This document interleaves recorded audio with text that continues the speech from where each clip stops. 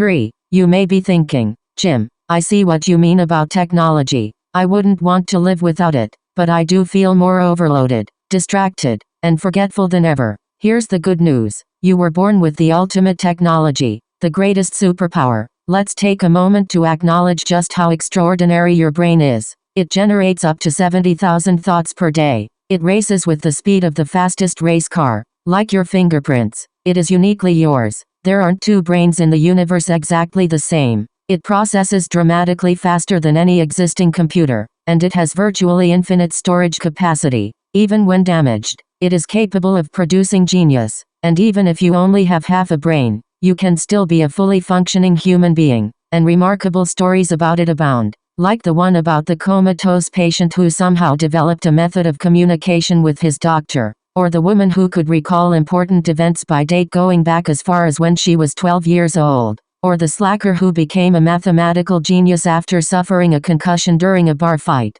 None of this is science fiction or the product of a superhero comic. They're just examples of the extraordinary function built into that remarkable machine between your ears. We take so much of that function for granted. Let's think about just what the average person has accomplished simply by being an average person. By the age of 1, you learned how to walk. No simple task considering how many complex neurological and physiological processes are required. A year or so after that, you learned how to communicate through the use of words and language. You learned dozens of new words and their meanings on a daily basis and kept doing so all the way through school. And while Nayarb Seltimal Ruoy, you were learning to communicate, you were also learning to reason, to calculate, and to parse an endless number of complex concepts. And all of that was before you read a single page of a book or attended one class. Our brains are what separate us from the rest of the animal kingdom. Think about it. We can't fly. We aren't particularly strong or fast. We can't climb with the dexterity of some animals. We can't breathe underwater.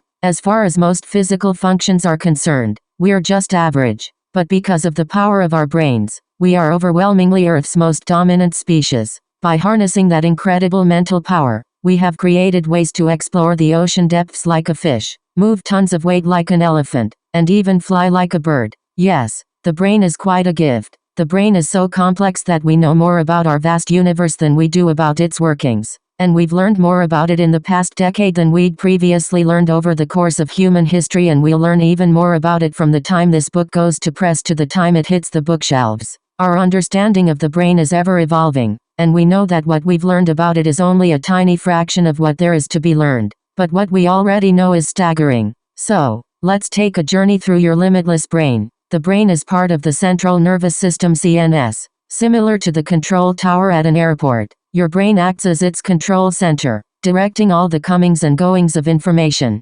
processes, and impulses. The brain has 3 major areas: the brain stem, the cerebellum, and the cerebral cortex. Both the cerebellum and cerebral cortex start with cere, Latin for wax, because of its waxy appearance. The brain is made of fat and water, weighs approximately 3 pounds, and facilitates incredible power and ability. 1. The brain stem moderates the basic functions we need to live, such as breathing, maintaining a regular heart rate, impulses to eat or have sex, and our fight or flight responses. It is located at the top of your spine and the base of your skull, very deep within the brain. At the back of the brain, the cerebellum is responsible for moderating movement and coordination. There's also increasing evidence that it plays a role in our decision-making. The cerebral cortex is the largest part of our brain, where the majority of our complex thinking, short-term memory, and sensory stimulation take place. It is made up of the occipital, parietal, temporal, and frontal lobes. Our frontal lobes are where most of our thinking takes place, where logic and creativity derive. The brain is split into 2 halves that are connected by the corpus callosum, which acts like a bundle of telephone wires between the lobes, sending messages back and forth. Right now, you have somewhere around 86 billion neurons, also called brain cells, firing and acting together in concert as you read these words and assimilate the information on these pages. 2 these neural signals are released into the brain and received by neurotransmitters, which then pass the message along to other neurotransmitters or stop the message altogether if that's the appropriate response. We used to think that we reached our neurological peak in late adolescence, after which our brains never changed, other than to deteriorate. We now know that this is far from the truth.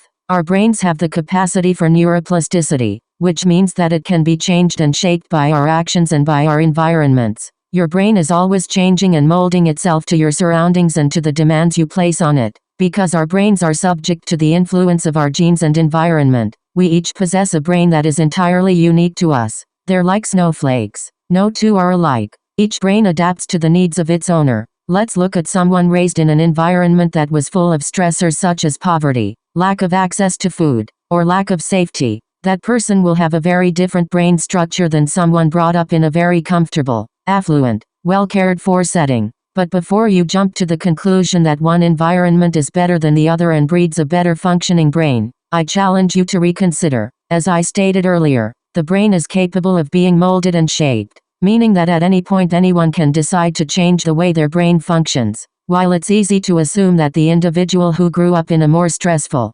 unsupportive environment may not wind up reaching their full potential due to their brain's development under those circumstances, growing evidence suggests those people are able to thrive and reach new levels of success due to the mindset they are forced to develop in such a situation. Based on the number of successful people who overcame troubled upbringings, it may be that a difficult childhood or challenging upbringing breeds resilience among other attributes that led to success.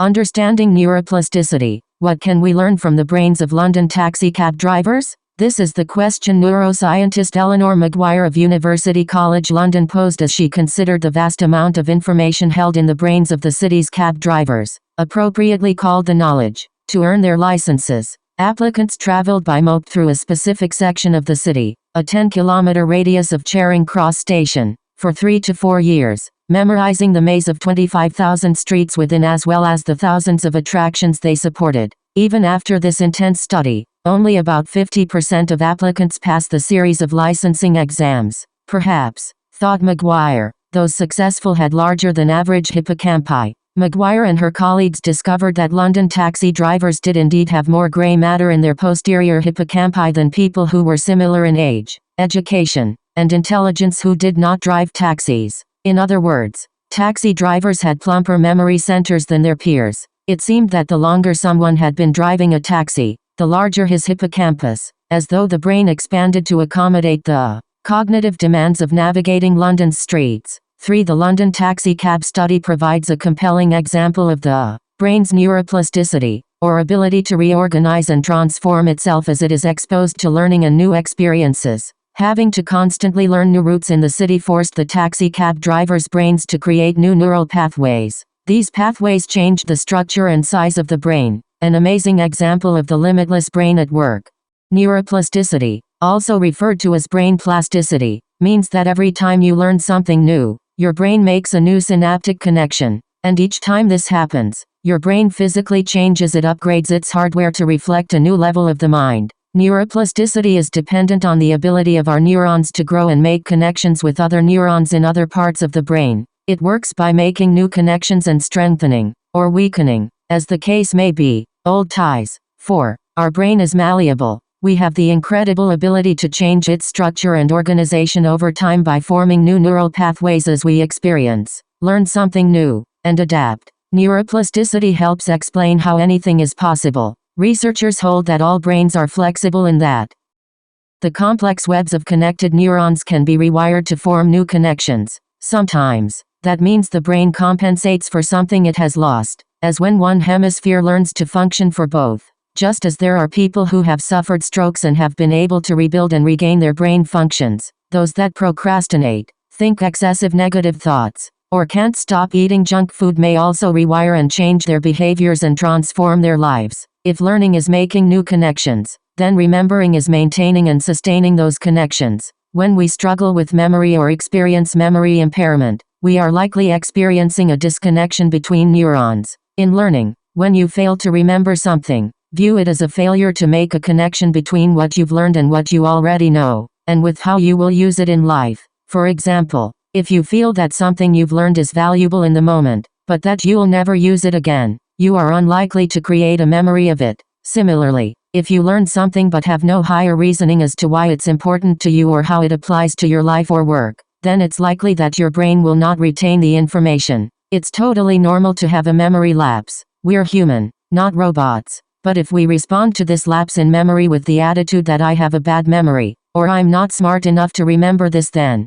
we negatively affect our ability to learn and grow. In other words, the belief we might develop in response to forgetting does far more damage than the lapse in memory. That kind of self-talk reinforces a limiting belief, rather than acknowledging the mistake and reacquiring the information. What does this mean for learning? Plasticity means that you can mold and shape your brain to suit your desires. That something like your memory is trainable, when you know how to help your brain receive, encode, process, and consolidate information. It means that with a few simple changes to something like your environment, your food, or your exercise, you can dramatically change the way your brain functions. I will share these energy tips in detail in Chapter 8. Here's the bottom line. Plasticity means that your learning, and indeed your life, is not fixed. You can be, do, have, and share anything when you optimize and rewire your brain. There are no limitations when you align and apply the right mindset, motivation, and methods.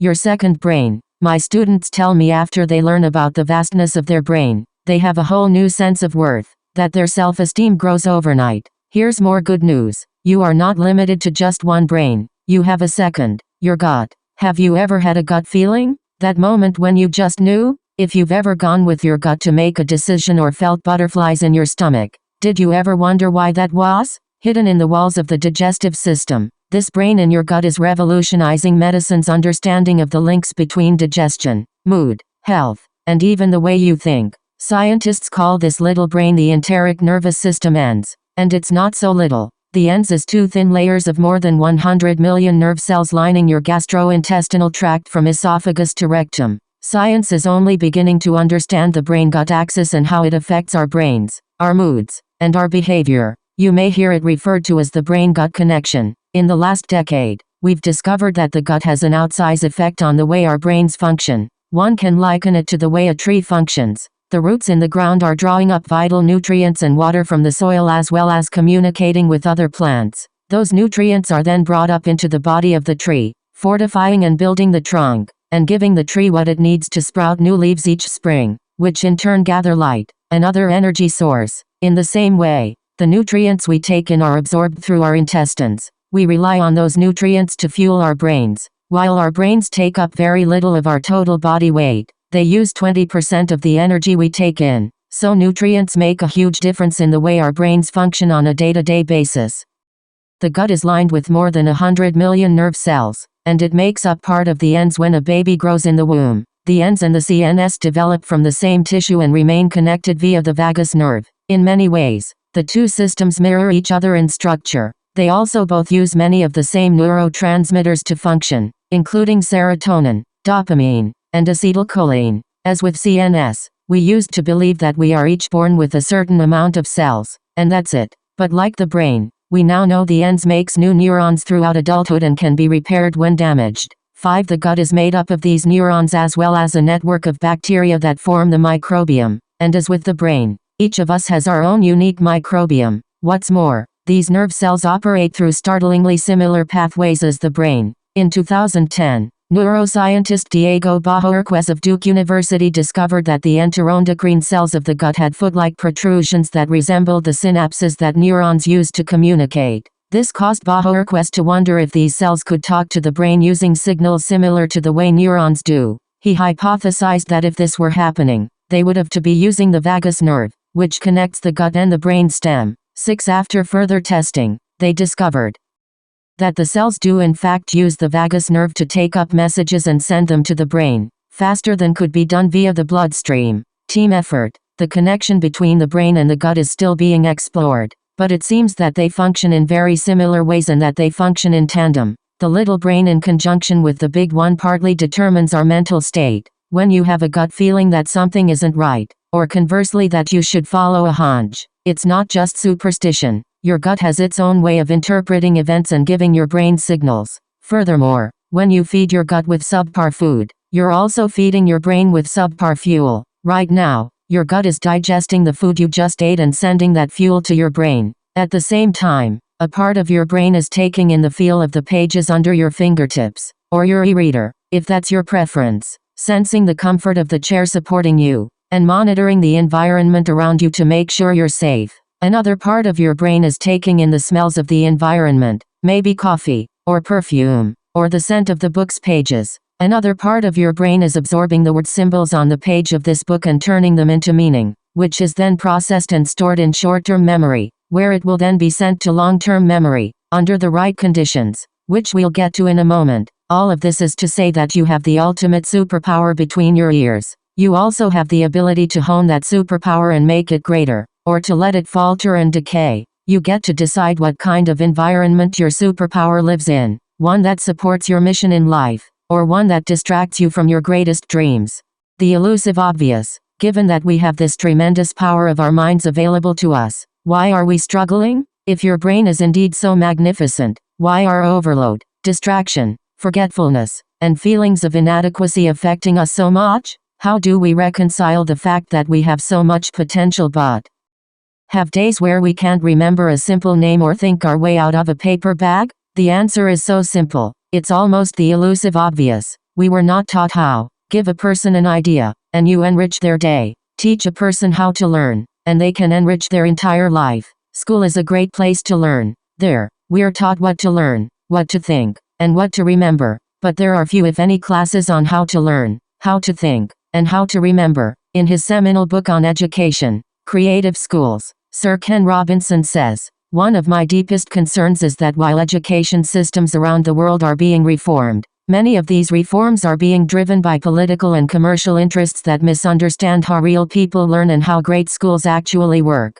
As a result, they are damaging the prospects of countless young people. Sooner or later, for better or for worse, they will affect you or someone you know." 7. My guess is that they have already affected you and everyone close to you. As you already know, my own experience with the education system was a complicated one, and I acknowledge that my circumstances were unusual. In reality, though, even if I'd never had that fateful head trauma in kindergarten, I would probably have gotten much less out of my school education than was ideal. That's because very few schools anywhere in the world have incorporated learning how to learn into their curriculums. They'll fill us with information. They'll expose us to great works of literature and to figures who changed the course of civilization. They will test us, sometimes endlessly, to determine whether we can repeat back what they've taught us. But they won't get underneath all of this to teach us how to teach ourselves, to make enriching our minds, discovering new concepts, and truly absorbing what we learn fundamental to our everyday lives.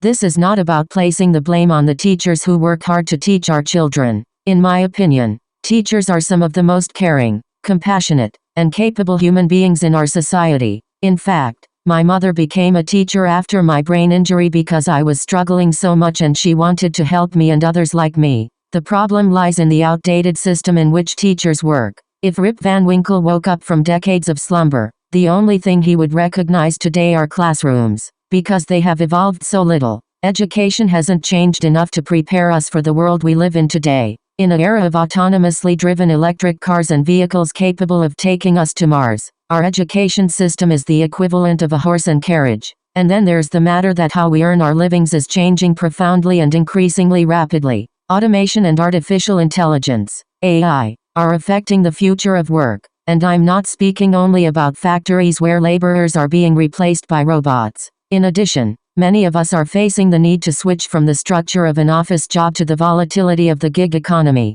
and jobs that few of us might have imagined even 5 years ago have gained traction, while others are emerging this very moment that will affect the workplace in the coming years. All of this points us in the same direction. We must take charge of our own learning. If schools tell us what to learn, but not how to learn, then we need to do the rest of the work ourselves. If digital overload threatens to hijack our brains, then we need to use what we know about learning to reset the ground rules. If the workplace is evolving with so much rapidity that we can never be sure of what work will mean to us tomorrow, then only by taking complete control of our learning can we truly be prepared for an unknowable future. Turn on the power. A quick, often told story. One day at a power plant, everything comes to an abrupt halt. All of the machines go offline. The silence is deafening. The people running the plant are frantic, and after hours and hours, none of the workers can track down the problem. The head of operations is desperate at this point, so he calls the best local help he can find. The expert technician arrives and glances around the facility. He goes to one of the numerous beams among all the electrical boxes, opens one of them, and stares at the various screws and wires inside. He turns one screw, and, like magic, everything starts working again and the plant comes back to life. The head of operations is so relieved. He thanks the technician and asks him what he owes him. The technician says, $10,000. The head of operations is shocked. What do you mean, $10,000? You were here for a few minutes. You turned one single screw. Anyone could have done that. I need an itemized bill, please. The technician reaches into his pocket, pulls out a notepad, scribbles a few seconds, and hands the other man the bill. The head of operations reads it and immediately pays him. The bill read, turning screw, $1. Knowing which screw to turn, $9,000.